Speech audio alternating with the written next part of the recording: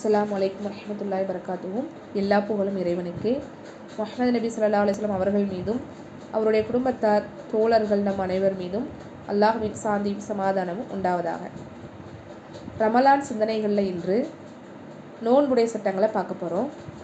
ரமலான் நோன்பு ஹிஜ்ரி 2ஆம் ஆண்டு கடமையாக்கப்பட்டிருக்கு. நோன்பு 2 வகைப்படுது. ஒன்று கடமையான நோன்பு. கடமையான நோன்புகள் என்ன?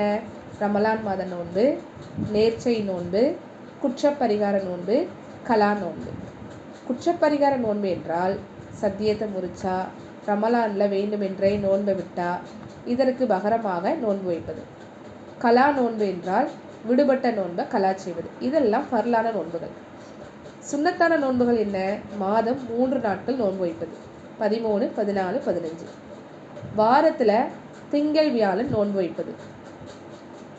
ஆஷுரா நோன்பு வைப்பது. முஹர்ரம் 9, 10. ஏன் ஆஷுரா நோன்பு நம்ம வைக்கும்? ஃபிரௌனிடமிருந்து மூசா நபி காப்பாற்றப்பட்ட நாள். அல்லாவுக்கு நன்றி செலுத்தும் விதமாக 9, 10 நம்ம நோன்பு வைக்கிறோம்.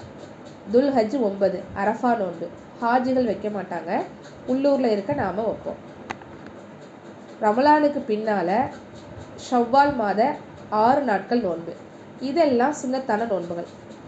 நோன்பு நோற்க தடுக்கப்பட்ட நாட்கள் எது? நோன்பு பெருநாள், ஹஜ்ஜு பெருநாள், துல்ஹஜ் 11, 12, 13 ஐயாமு தஷ்ரீக், ஷக்குடைய நாள் ஷாபான் 29, வெள்ளியும் சனியும் தனித்து வைப்பது. சேர்த்து வைக்கலாம், தனித்து வைக்கக்கூடாது. இதெல்லாம் தடுக்கப்பட்ட நாட்கள். நோன்பு யாருக்கெல்லாம் கடமை? இஸ்லாமியனுக்கு கடமை, காஃபிருக்கு இல்லை. பருவமடைந்தவனின் மீது கடமை, சிறுவர் மீது இல்லை. பழக்கப்படுத்த நோன்பு நோற்க அவங்கள ஏவலாம். பகுத்தறி உள்ளவனின் மீது கடமை, பைத்தியத்தின் மீது இல்லை. சக்தி உள்ளவனுக்கு கடமை, நோன்பு நோற்க சக்தி இல்லாதவனுக்கு இல்லை. இது போன்ற இன்னும் சில விஷயங்களை அடுத்த வீடியோவில் பார்க்கலாம். அஸ்ஸலாமு அலைக்கும் வரஹ்மத்துல்லாஹி வபரகாத்துஹு.